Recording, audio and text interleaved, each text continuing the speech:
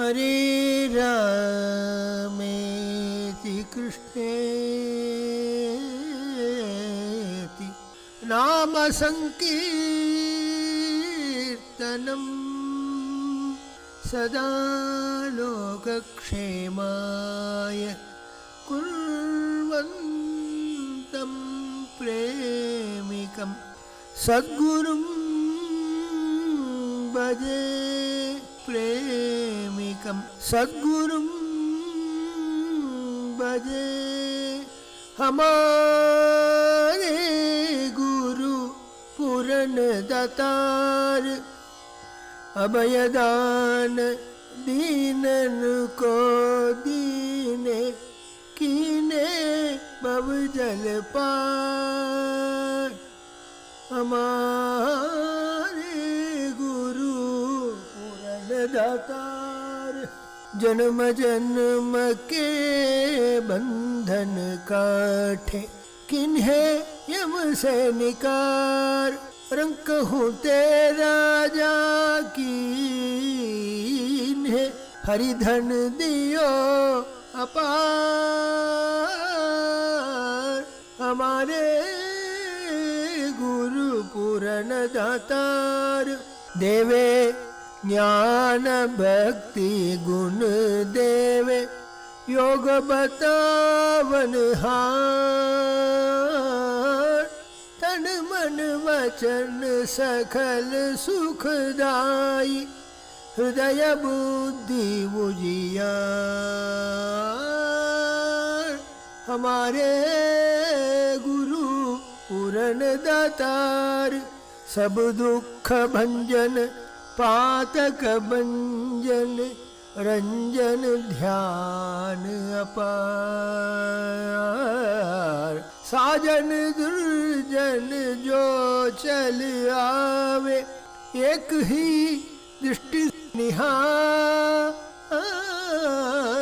हमारे गुरु पूरन दातार आनंद स्वरूप स्वर्गमयी है विपत नहीं संसार।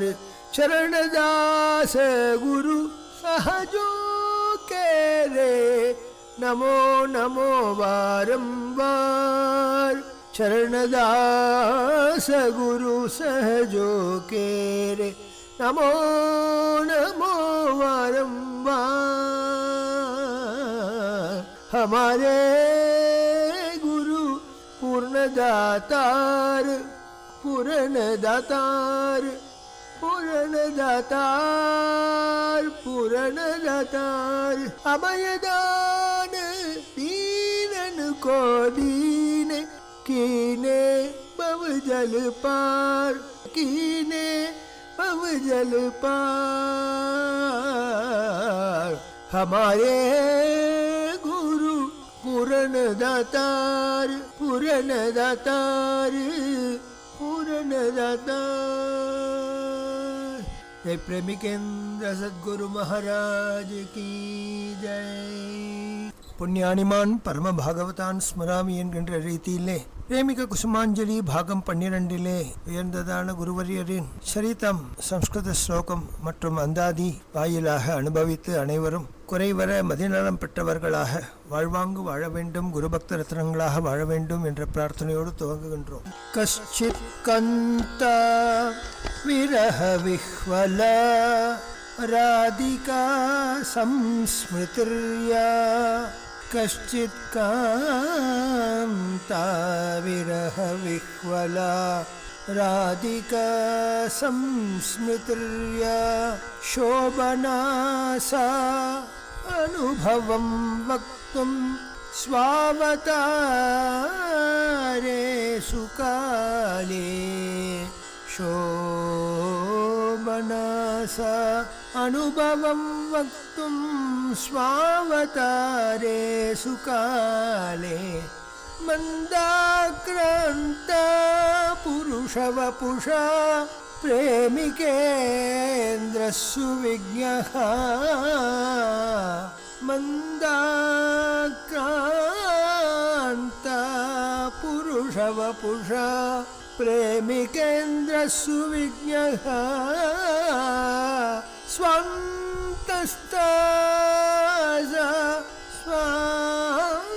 स्वान्तस्तासा मृदुलरचनैः स्वान्तस्तासा मृदुलरचनैः जीयते सद्भिरीड्या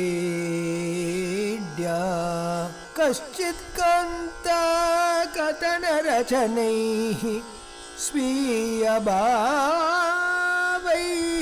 विमुग्धा सौलभ्या सा रसिकरसदा माधवैकप्रमत्ता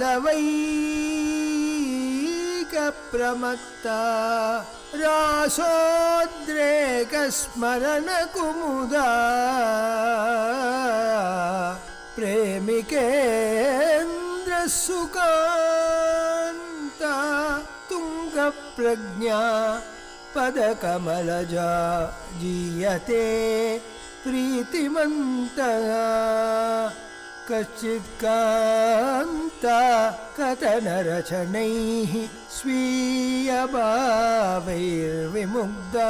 सौलभ्या सा रसिकरसदा माधवैकप्रमत्ता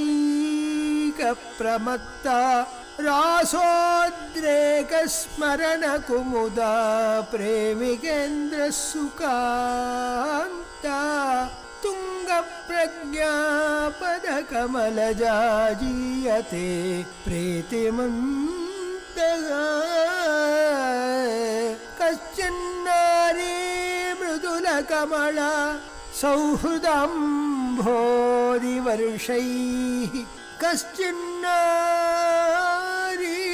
मृदुलकमला सौहृदाम्भोधिवर्षैः शोभाढ्यासा कुसुमसदृशा विह्वलोन्मादिनीया कृष्णानन्दा स्मरणसुखदा प्रेमसिद्धा यशोदा माधुर्या सा गुरुवरवर्यो जीयते साधु पूज्य कश्चित् कृष्णः वहति विपुलं स्वादुहयङ्गवीनः कश्चित् कृष्णः वहति विपुलं स्वादुहयङ्गवीनो राधा प्रेमी विरहमलिनो स्वानुभावं प्रवक्तुं कल्याणानामविकलनिधिः भूर्गता सा महिम्ना कल्याणानामविकलनिधिः भूर्गता सा महिम्ना प्रेमानन्दा मृदुलहृदयो जीयते सद्भिरीड्या प्रेमानन्दा मृदुलहृदयो जीयते सद्भिरीड्या. பல்வேறு திவ்யதேசங்களிலே உரைகின்ற ஸ்ரீரங்கநாதனாகட்டும், திருமலையப்பனாகட்டும், தேவப்பெருமானாகட்டும், பார்த்தசாரதியாகட்டும், தன்னிகர அல்லாத அர்ச்சாவதார அனுபவத்தினாலே அவருடைய அருளி செயல் அனைத்தும் பேசும் பெருமாளாக இருப்பதினாலே அதை கூற வேண்டும் என்ற எண்ணம் தன்னிட அணுக்கத் தொண்டர்களுக்கு, தன்னுடைய ஸ்வஜனங்களுக்கு கூறி சந்தோஷப்படுவார். பெருமாளின் கிருபையல்லவா இவ்விதம் செங்கனூர் சம்பிரோக்ஷணம் அழகாக நடைபெறுவதற்கு காரணம் என்று சந்தோஷப்பட்டார். வசுதேவ பிரம்மத்தின் ஆணையின் பேர் சந்திராமணிக்கு 2வது மகவு ஆண் குழந்தை 1977ஆம் வருஷம் பாண்டுரங்கன் கிருபையினாலே உதித்தான். அவனை பாண்டுரங்கன் என்றே நாமகரணம் செய்தனர். நமது அண்ணல் ஸ்ரீரங்க கஷேத்திரத்திலிருந்து பகுதூரம் சென்று உபன்யாசம் செய்ய வேண்டும் என்றால் செல்லுமிடத்திலே பாகவத பிரசாதத்தை ஏற்பார். இரவு எதையும் ஏற்க மறுப்பார். நள்ளிரவு ஆகிவிடும் திரும்பி வருவதற்கு. வந்தால் டோலோத்சவமான க்ஷீரம் வைத்திருக்கப்படும். அதை அறிந்துவிட்டு தியானமயமான ஒரு அனுபவத்திலே தன்னை மறந்து உறங்குவார் அல்லது எழுதுவார், படிப்பார். அல்லும் பகலும் இவ்விதம் பகவத்குண சிந்தனமே அவருக்கு மேலிட்டினாலே ஒரு முறை அவர் வெளியூர் சென்றிருந்தார். கிட்டத்தட்ட 25-30 கிலோமீட்டர் தள்ளி ஒரு க்ஷேத்திரம், பெயர் ஞாபகம் இல்லை. அங்கு அப்பாலரங்கநாதனான அப்பக்குடத்தானுடைய வைபவத்தை சொல்லி சொல்லி சொல்லி ரமித்து தன்னை இழந்தார். அவர் நினைவாகவே அந்த அர்ச்சகர் வீட்டிலே ஆகாரமும் ஏற்க மறந்துவிட்டு காரிலே ஏறிவிட்டார். நடு இரவு வந்து சேர்ந்தார். கோக்ஷீரம் இருந்தது, அருந்தினார். அந்த அப்பக்குடத்தானின் திருவுருவத்தை ஆபாத மொழி பர்யந்தம் ரசித்து ஞானமயமான ஒரு சுகமயமான அனுபவத்திலே தன்னை மறந்திருந்தார். இவ்வாறு இருக்கையிலே சுமார் 12-1 மணி நேரத்துக்குள்ளாக யாரோ பலமாக கதவை தட்டுவது கேட்டது. அகாலத்திலே யாரும் வருவதற்கு இல்லை. பக்தர்கள் பிரபோதன வேளையில்தான் வருவார்கள். நடுசியிலே யாரும் அவரை தொந்தரவு செய்ததே இல்லை. ஆயினும் தானே சென்று கதவை திறந்து பார்த்தால் ஒரு அர்ச்சக சுவாமி தலையிலே பெரிய கூடை, அதில் இருந்த பண்டத்திலிருந்து வழிகின்ற நெய் அவருடைய முகம் முழுதும் வியாபித்திருக்க, வரும் வரும் என்று கதவை திறந்து அவருக்கு வழி அமர்த்தினார். விளக்குகள் போடப்பட்டன. அனைவரும் விழித்தனர். அவர் அந்த பிரசாதத்தை அண்ணாவுக்கு சமர்ப்பித்து கூறலானார். அதை நமஸ்கரித்து சிரசா வகித்து ஏற்றார். கண்களிலே ஒற்றி கொண்டார். இன்று நமது அப்பக்குடத்தானுக்கு விசேஷ தளிகை சமர்ப்பிக்க சொல்லி ஒரு வெளியூர் நண்பரை ஏற்பாடு செய்திருந்தார். அவர் ஸ்ரீரங்க க்ஷேத்திரத்திலே அவர் தந்த விலாசத்திலே அவரை காணும் வீடு பூட்டி இருந்தது. யாரிடம் சென்று பெருமானின் பிரசாதத்தை தர வேண்டும் என்று யோசித்த வண்ணம் இருக்கையிலே தங்களுடைய நினைவு வர, நான் இதோ வந்து சமர்ப்பித்து விட்டேன், தேவர் கிருபை செய்து ஏற்க வேண்டும் என்று சொல்ல, அவருக்கு தாம்பூலாதிகளை கொடுத்து அவரை தங்கும்படி சொல்ல, இல்லை, நான் 4 சக்கர வண்டியிலே வந்திருக்கின்றேன், சென்றால்தான் நாளை காலை உஷத்காலத்திலே பிரபோதனத்துக்கு அங்கு இருக்க முடியும் என்று பிரியாவிடை பெற்று சென்றார். அண்ணாவின் கண்களிலே பெரும் நீர் மல்கியது. கண்ணினால் ஜாடை காட்ட எல்லா பிரசாதமும் ஒரு தட்டிலே இட்டு அவருக்கு தர திருப்தியாக உண்டார். அண்ணா இவ்வாறு உண்டு அவர்கள் பார்த்து பகுகாலம் ஆகிவிட்டது. பகவத் பிரசாதத்தை அவ்வளவு ஆசையுடன் பிரேமையுடன் ஏற்பார். எவ்வாறு மகாபிரபு ஜெகநாத பிரசாதம் என்றால் சிரசா விகித்து ஏற்பாரோ அதுபோல் இவர் அதை ஏற்றார். உடனே நமது குரேஷன் ஞாபகம் வந்துவிட்டது. ரங்கேசனுக்கு கைங்கரியம் பண்ணி கொண்டிருக்கையிலே ஒரு முறை அபராண்ண காலத்திலே உஞ்சவிருத்தி செல்ல வேண்டும், மறந்து விட்டார். கத்தியத்திரயம் படித்த வண்ணம் இருந்தார். சிலது குணரத்ன கோஷத்தை எழுதிய வண்ணம் இருந்தார். பகவச்சிந்தனிலே இருந்ததினாலே அவர் உஞ்சவிருத்திக்கு செல்லவில்லை. 2 கல்கண்டு திராட்சையை விற்று அபராண்ண காலத்திலே பூஜையை முடித்தார். தனது மனைவிக்கும் தந்துவிட்டு அதை வாயில இட்டுக்கொண்டு மீண்டும் எழுத அமர்ந்து விட்டார். உலகம் தெரியவில்லை. சந்தியா காலம் ஆயிற்று. ஒரு க்ஷீரம் குடித்தார். இரவு அன்று அவர்களுக்கு போஜனத்திற்கு எதுவும் இல்லை என்ற நிலை. ரங்கனுக்கு காலாகாலத்திலே அட்டையாம சேவை செய்யும் பொழுது அந்தந்த நிவேதனத்திற்கு ஒரு விதமான ஓசை எழுப்பும் அலியை அவர்கள் அடிப்பர். அதுபோல் இரவு 11 மணிக்கு மேலாக அர்த்தஜாம பூஜை நடக்கையிலே மணி அடித்தது. ஆண்டாள் அம்மாள் யோசித்தாள், ரங்கா, இது உனக்கே தகுமா? உன் அடியார் உன் விஷயமாகவே மனதை செலுத்தியவர் காலையிலிருந்து ஆகாராதிகளை ஏற்காது குணரத்ன கோஷத்திலே மகிழ்ந்திருக்கின்றார். நீரோ அங்கு விசேஷமான தளிகைகளை பெரிய பிராட்டியோடு சேர்ந்து உண்கிறீர். இது நியாயமா?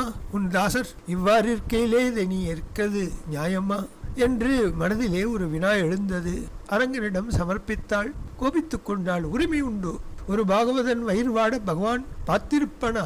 அடுத்த கணம் மாலை மரியாதையோடு மேளதாளங்களோடு அவர் வீட்டு வாசலிலே ஒரு பெரிய கூடை நிறைய பிரசாதங்களை எடுத்து வர வீதியிலேயே விழுந்து நமஸ்கரித்தார். என்னது என்று கேட்க, பெரிய பெருமாள் ஆக்ஞை, அவருடைய நியமனம், தேவரிற்கு இதை தர வேண்டும் என்று கூற கண்ணினாலே ஆண்டாளை பார்த்தாள். நீ ஏதாவது முறையிட்டையோ என்று அந்த கண்களுக்கு ஜாடை காட்ட அவள் வெட்கத்தினால் தலைக்குடிய அந்த அர்ச்சக சுவாமிக்கு தாம்பூலாதிகளை தந்து அந்த பிரசாதத்திலிருந்து 2 பருக்கையை தானும் ஏற்று ஆண்டாளுக்கும் தர அவர்களுக்கே இந்த பிரசாதத்தை கொடுத்து பக்தர்களுக்கு விநியோகித்து விடுங்கள் என்று ஆக்ஞாபிக்க அவர்களும் சென்றனர். அந்த 2 பருக்கையை அவர் உண்டதினாலே 2 உயர்ந்த பக்தரத்னங்களான பராசர பட்டரும் வேதவியாச பட்டரும் உதித்தனர். அது நமக்கு ஜகத் பிரசித்தமான விஷயம். அதுபோல் இன்று அப்பால குணத்தான் தனக்கு அவன் நினைவாகவே நான் உபன்யசிக்க அர்ச்சகர் வீட்டிலே பிரசாதமும் ஏற்க மறந்து வண்டியில் ஏறிவிட இங்கு வந்து பால் அருந்து விட்டு அவன் நினைவாகவே தியானம் செய்யும் பொழுது அப்பால கூடத்தான் எனக்கு பிரசாதம் அளித்திருக்கின்றான் வேதவியாச பட்டர். பராசர பட்டரை போல் நமக்கும் இரு திலகங்கள் உதிக்கும் என்று மனதிலே நினைத்து கொண்டார். அண்ணாவிற்கு இரண்டாவது குழவி உதித்த காலம் அனைவரும் சந்தோஷப்பட்டனர். அவரோ ராமபக்தியில் திளைக்க வந்த ரங்கஞ்சியா என்று உருவெடுத்திருக்கின்றார். இவ்வாறு கோலாகலன் தன்னை பல்வேறு இடங்களுக்கு அழைத்துச் செல்ல வேண்டும் என்று ஆணையிடுகின்றான். அதனால் கோலாகனுடைய திக்விஜயம் துவங்கியது. திருமலை என்ன, ஸ்ரீரங்கத்திலிருந்து திருமலை என்ன, அகோபிலம் என்ன, பண்டரி க்ஷேத்திரம் என்ன, காடு சூழ்ந்த வயல்கள் என்ன, நாடுகள் என்ன, நகரங்கள் என்ன என்றெல்லாம் அவர் சஞ்சாரம் செய்து அரபிக்கடலிலே தலைநகராக விளங்குகின்ற பம்பாய் மற்றும் அங்கிருந்து பஞ்சவட்டி, உஜ்ஜயினி முதலான க்ஷேத்திரங்களுக்கெல்லாம் சென்று ராமபிரான் எவ்வாறு பாரத தேசம் எங்கும் தன் திருவடி பதித்து சென்று வந்தானோ அவ்விதம் அங்கிருந்து சோமநாத் பிரபாச க்ஷேத்திரம், அதன் பின்னர் பஞ்சத்வாரகா விஜயம், அதன் பின்னர் புஷ்கரம், டெல்லி, குருக்ஷேத்திர விஜயம் இவ்வனைத்தும் நடந்து ஆங்காங்கே மகத்தான மலை போன்ற சாதுக்களையும் கோலாகலனை தரிசிக்க வர ஜனங்களே நடமாட்டமில்லாத இடங்களிலும் அவனுக்கு டோலோத்சவம் என்றாலோ சங்கீர்த்தனம் என்றாலோ பிரபோதனம் என்றாலோ எண்ணற்ற மக்கள் கூடிவிடுவர். ஒரு முறை தண்டகாரண்யத்துக்கு அருகே ஒரு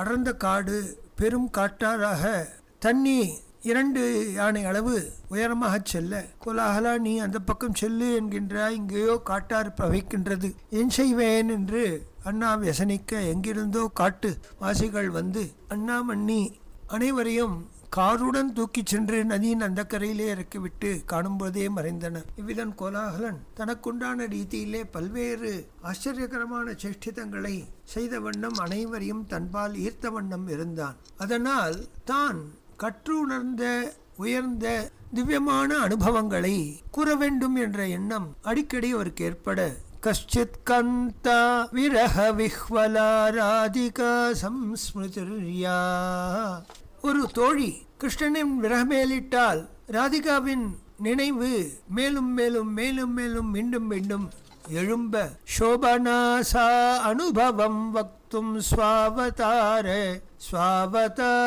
சுகாலே, தன்னுடைய அவதார காலத்திலேயே இந்த அனுபவ அலைகளை உத்தமாதிகாரிகளுக்கு தர வேண்டும் என்ற உயர்ந்த எண்ணத்தினாலே சோபனாசா மந்தாக்ராந்தா புருஷவபுஷா பிரேமிகேந்திர சுவிக்ஞஹா, மந்தகதியிலே நடக்கின்ற மத்த மாதங்கம் இவ நடக்கக்கூடிய பிரேமியன்னா ஒரு புருஷ உரு ஏற்றிருந்தாலும் பிரேமிகேந்தன் என்ற உயர்ந்த நாமத்தினாலே புகழ்பெற்றவர்.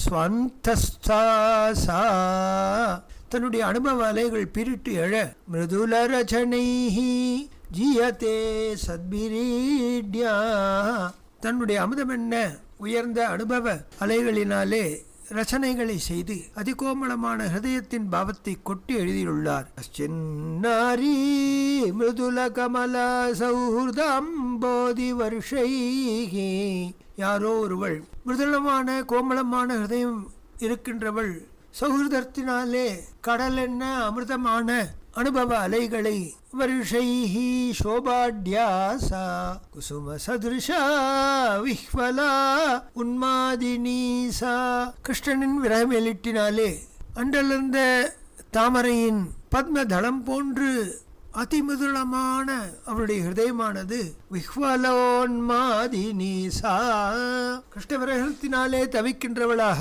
கிருஷ்ணானந்தா ஸ்மரண சுகதா பிரேம சித்தா யசோதா, கிருஷ்ணானந்தா ஸ்மரண சுகதா பிரேம சித்தா யசோதா, கிருஷ்ணானுபவத்திலே யாண்டும் திளைப்பவள், ஸ்மரண சுகத்தினாலே மேலிடுகின்ற அவ்விஷயங்களை பிரேமையில் உயர்நிலையை வகித்தவளான யசோதையாகவே அந்த மாத்ருதா பாவேனா மாதுர்யாசா மதுரமயமான அவள் குருவரவர்யோ, நமக்கு குருநாதனாக பிரேமிகேந்திரனாக ஒரு ஆணூறு கொண்டு வந்து ஜியதே சாது பூஜ்யா, சாதுக்களினாலே பூஜிக்கப்பட்டவளாக தன் அனுபவத்தை தன்னுடைய ரச்சனைகளினாலும் ஏகாந்த சல்லாபத்தினாலும் கூறி வந்தாள். கஷ்டித் கிருஷ்ணஹா வஹதி விபுலம் ஸ்வாதுஹையங்கவீனோ, ஒரு திருட்டு பயல் கருப்பன் தன்னுடைய அதீதமான அனுபவத்தினாலே கோமளமான இதயத்திலே மறைத்து வைக்கப்பட்ட உயர்ந்த ஜாதி நவநீதம் போல் உருகுகின்ற மனத்திலே ராதா பிரேமி இரகமலினோ ஸ்வானுபாவம் பிரவக்தும் ராதா பிரேமி விரகமலினோ ஸ்வானுபாவம் பிரவக்தும். ராதா பிரேமியானவள் விரகத்தினால் மலிந்த கிருஷமான சரீரத்தை கொண்டவளாக ஸ்வானுபாவம் பிரவக்தும் ஸ்வ அனுபவம் பிரவக்தும் தன்னுடைய ஸ்வானுபாவத்தை எடுத்தோத வேண்டும் என்ற எண்ணத்தினாலே கல்யாணானாம் அவிகலநிதி பூர்கதா சாமஹிம்னா கல்யாணானாம்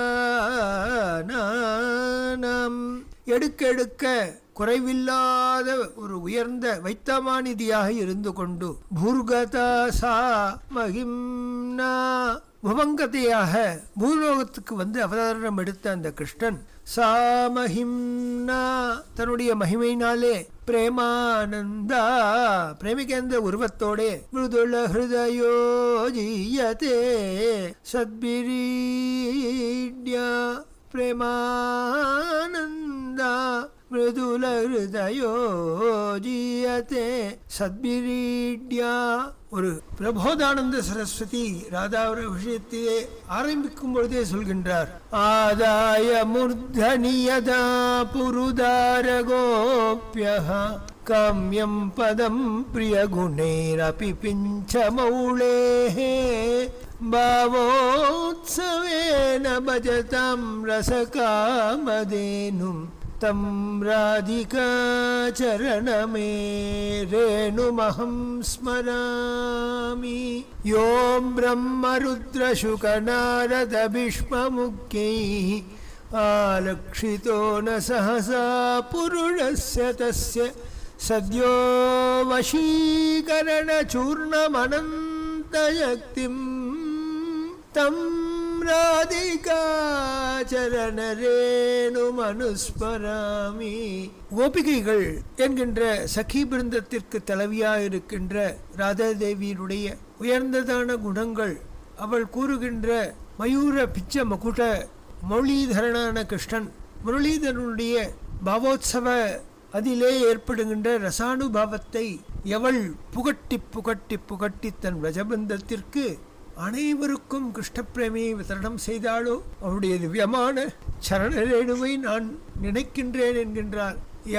எவள் பிரம்மருத்ராதி சுக நாரதாதி பீஷ்மமுக்கியாதி மகான்கள்லாம் கூட திரும்பியும் பார்க்காத நிலையிலே அந்த பரமாத்மா பரவஸ்துவை வசீகரணம் செய்யக்கூடிய உயர்ந்ததான ஒரு ரசமயமான சூர்ணம், அது அனந்தமான சக்தி கொண்டது. அந்த சூர்ணம் எது என்றால் ராதிகாவின் சரணரேணு வல்லவா, அதை நான் ஸ்மரிக்கின்றேன் என்கின்றார். அதுபோல் நமக்கு எவ்வளவு காலம் இவ்வளவு உயர்ந்த விஷயத்தை ரசமயமான விஷயத்தை ஏகாந்தத்திலே சம்பாஷிக்க வேண்டிய விஷயத்தை லோகாந்தரத்திலே நமக்காக போதித்து தன் நிலை மறந்து தன்னுடைய அனுபவங்களை சொல்லி கதறிய பிரபுவின் சரணரேணு இனி நமக்கு கிடைக்குமா?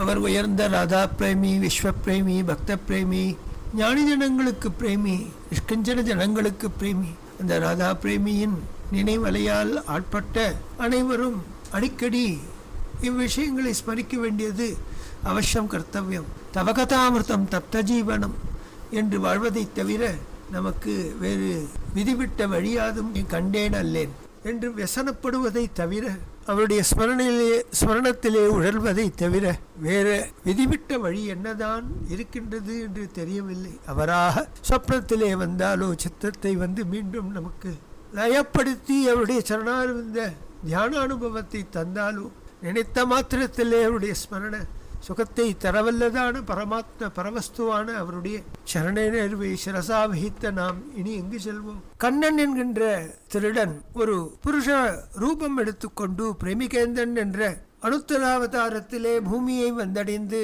சுவானுபவ அலைகளை நமக்கு விதரணம் செய்ய வேண்டும் என்கின்ற உயர்ந்த நவநீத துல்லியமான ஹிருதயம் திரவிக்க நமக்கு அவள் அனைத்தையும் போதிக்க வந்திருக்கின்றாள். நாதமே ஓருருவெடுத்து வீமானதிக்கரையில் நின்று நாத பிரம்மமாய் வந்து அண்ட பரமனை காண செல்ல மோதம் விளை அபங்கம் பாடியாடி ஸ்ரீக்ஷேத்திரமே வியந்திட பண்டரீநாதனருளால் உதித்தான் ரங்கன் அடுத்த மகமாய் அழகுடனே அழகாய் போர் திக்விஜயம் பரமனே யாத்திரை புறப்பட்டான் பரமனே வடநாடு தென்னாடு மலைநாடு பாண்டிய நாட்டுடனே குடநாடு வதரி முக்திநாதனோடு அனைவரையும் வடநாடு தென்னாடு மலைநாடு பாண்டிய நாட்டுடனே குடநாடு வதரி முக்திநாதனோடு அனைவரையும் இடரில்லாது வழி நடத்திட்டான் கோலாகல கிருபா நதியாம் நதிதோறும் நீராடி புனிதராம் சாது ஜனருடன் கூடி விதி வழி நின்றே அனுஷ்டானம் செய்து பாடியாடி சிலிர்த்தே மதிவழி நின்றே நல் உபன்யாசம் செய்தும் கழித்து கதினம் அனைவர்க்கும் கண்ணன் கழல் கதீனம் அனைவர்க்கும் கண்ணன் கழல் நம் மன்னன் கழல் என உரைத்தார் அழகாய் ராதைக்கு பற்பல சேவை செய்திட வேண்டி அழகிய மணவாளனோடவளை சமைத்தார் ஸ்ரீவனத்தில் அழகிய பிரேமிகனும் களிப்புடன் கொண்டாடி பேரழகிய மாதுரி குஞ்சம் அர்ப்பணித்தார் அரங்கனுக்கே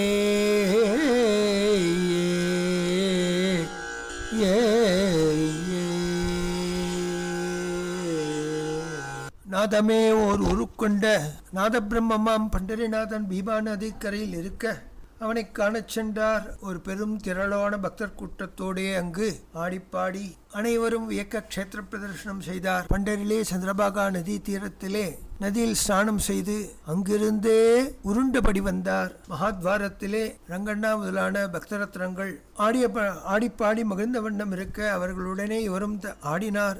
தன் நிலையை இழந்து விழுந்தார் மல்லி என்கின்ற ஒரு பாகவதரின் மடியிலே. அப்பொழுது அவர் ஏதோ அடிக்குரலிலே சொன்னார். 4 தடவை சொல்லியும் இவருக்கு புரியவில்லை. கிருபாகரி பண்டரிநாதா பாடு என்று தன் அசக்தத்தின் மத்தியே உயர்ந்த குரலில் ஆணையிட அனைவரும் கிருபாகரி பண்டரிநாதா பாடி மகிழ்ந்தனர். அழகான ஒரு திக்விஜயத்திற்கு வித்திட்டான் கோலாகலன். அண்ணாவுடன் சந்தோஷமாக கிளம்பினான். எண்ணற்ற திவ்யதேசங்களை எல்லாம் கண்டு கழித்தனர். வடநாடு தென்னாடு மலைநாடு பாண்டிநாடு கொடநாடு வதரி க்ஷேத்திரம் முக்திநாதனோடு அனைவரையும் பாரத தேசத்தை வலம் வந்தனர் கோலாகலனோடு. இதுபோல் ஒரு யாத்திரை இன்றளவும் யாரும் சென்றதில்லை என்ற அளவிற்கு உயர்ந்ததான ஒரு யாத்திரையாக அமைந்தது. முக்திநாதனை கண்டார். தன் வயமிழந்தார். அங்கு தன்னுடைய மேல் துண்டை உத்திரேயத்தை விரித்து சாலக்கிராம மூர்த்திகளே வாருங்கள், உங்களை நான் பூஜிக்கிறேன் என்று 2 கை நிறைய துளசி தளத்தை அந்த கண்டகி நதியிலே எரிய உயர்ந்ததான சாலக்கிராமங்கள் எவ்வாறு கோபால பட்டருடைய கையிலே வந்து தானே ஏறி அமர்ந்ததோ அதுபோல் அண்ணாவுடைய கையிலே அவை அனைத்தும் வந்து அமர்ந்தன. மூட்டை கட்டி கொண்டார். கிளம்பலாம் என்று நினைக்கும் பொழுது நீங்கள் எல்லாம் கிளம்புங்கள், நான் சற்று நதியோரமாகவே நடந்து வர ஆசைப்படுகின்றேன் என்று அந்த பெருமூட்டியை அவர்களிடம் தந்தார். இவருடன் நந்த பாபாவும் ஒரு சிலர் மட்டும் வந்தனர். மற்றவர்கள் அனைவரும் கீழே சென்று இவருக்காக காத்திருந்தனர். கிட்டத்தட்ட கண்டகா நதி வழியெல்லாம் கண்ணில் பட்ட சால கிராமங்களை கட்டி கொண்டு சந்தோஷப்பட்டு வந்தார். வழிநடுக எம்பெருமானார் ஞாபகமே அவருக்கு மேலிட்டில் இருந்தது. காரணம், ஒரு முறை கங்கை வற்றிவிட்டது. அந்த கங்கையின் பிரவாகம் வர வேண்டும் என்றால் என் குருநாதர் வந்தால்தான் நடக்கும் என்று கூரேசன் கூற, அந்த மன்னன் குருநாதரை அழைத்து வாரும் என்று யாச்சித்தான். அவ்வாறே வடநாட்டுக்கு எகினார் எம்பெருமானார். அவர் திருவடி வைத்தவுடன் கங்கை பிரவகித்தது. அதுபோல் இங்கு பிரவகித்து ஓடுகின்றதே என்று அண்ணாவின் எண்ணமோட்டம். தன்னையும் மறந்து பகுநேரம் அங்கு தியானம் அமர்ந்து விட்டார். சுமார் 10 மணி வாக்கில் சூரியோதயம் ஏற்படும்.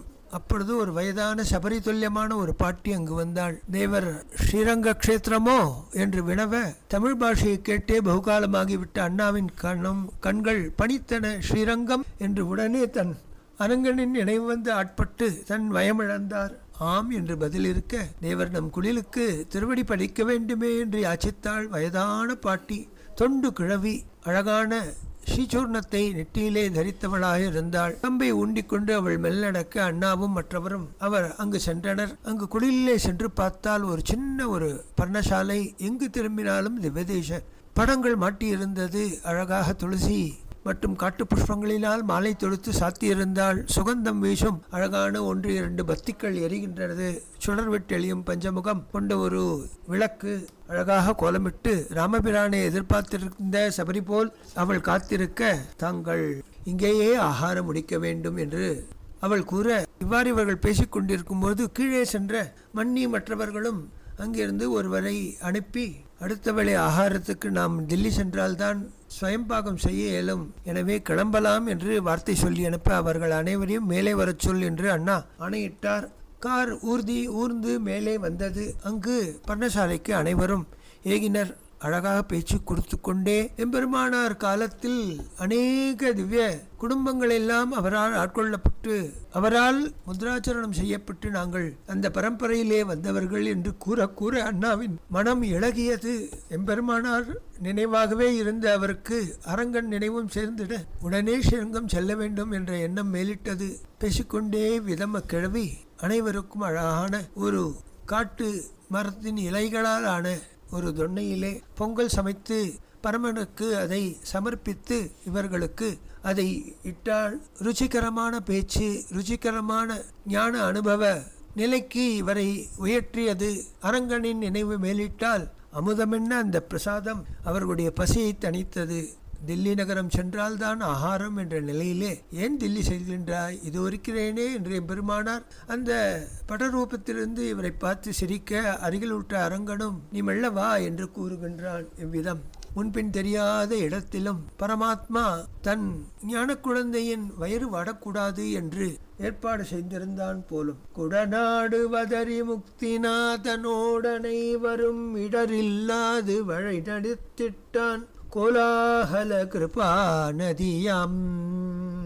நதிதோறும் நீராடி புனிதரம் சாது ஜனருடன் கூடி விதி வழி நின்றே அனுட்டானும் செய்து பாடியாடி சிலிர்த்தேயே அதிவழி நின்றே நல்லுபன்யாசம் செய்தும் கழித்து கதினம் கண்ணன் கழலென உரைத்தான் அழகாய். வழிநடுக பல்வேறு இடங்களிலே நதிகளிலெல்லாம் நீராடி அந்தந்த வேளையிலே உண்டான அனுஷ்டானத்தை செய்து கோலாலனுக்கு பிரபாதமோ அல்லது விசம்பனமோ அல்லது சாயம் சந்தியா உபாசனையோ அல்லது டோலோத்சவமோ விதமாக செய்து அங்குற்ற சிறு கும்பலான உயர்ந்த பக்தர்களுக்கு ஹிந்தியிலே உபன்யாசம் செய்து அவர்கள் மனத்திலே கதி நமக்கு கண்ணன் கடல் என போதித்து அவர்களிடம் பிரியாவிடை பெற்று ஒவ்வொரு ஊராக தாண்டி வரும் வழியெல்லாம் ஸ்ரீகுர்மத்திலிருந்து ஆரம்பித்து அஹோபில பர்யந்தம் வந்து அங்கிருந்து சென்னை வந்து சென்னையிலே மேற்கு மாம்பலத்திலே அயோத்தியா மகாமண்டபத்திலே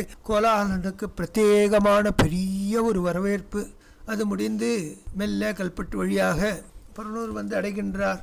பாரத தேசம் எங்கும் சுற்றி வந்த பெருமானைக்கான சென்னையிலேயே எண்ணற்ற குடும்பங்கள் ஓடி வந்து கோலாகலனுக்கு புஷ்பமாரி பொழிந்து அண்ணாவிற்கும் புஷ்பமாரி செய்து சந்தோஷப்பட்டனர். இதன் பின்னர் கோலாகலன் ஆகியினாலே அழகாயிராதைக்கு பற்பல சேவை செய்திட வேண்டி அழகிய மணவாளனோடவளை சமைத்தார் ஸ்ரீவனத்தில் அழகிய பிரேமிகனும் களிப்புடன் கொண்டாடி பேரழகிய பிரேம மாதுரி குஞ்சம் அர்ப்பணித்தார் நம்மரங்கனுக்கே. அழகிய ராதையின் மணவாளனான ஸ்ரீவனத்தில் பிருந்தாவனத்திலே முரளிதரனாக அவளை அந்த துவந்தத்தை சமைத்து அவருக்கு நித்யோத்சவ பத்ததியை சமர்ப்பித்து பிரேமமாதுரி குஞ்சம் என்ற ஒரு அழகிய நாமகரணத்தையும் செய்து அரங்கனுக்கு அர்ப்பணித்தார். ஸ்ரீ பிரேமிகேந்திர மகாராஜ கீ ஜெய்.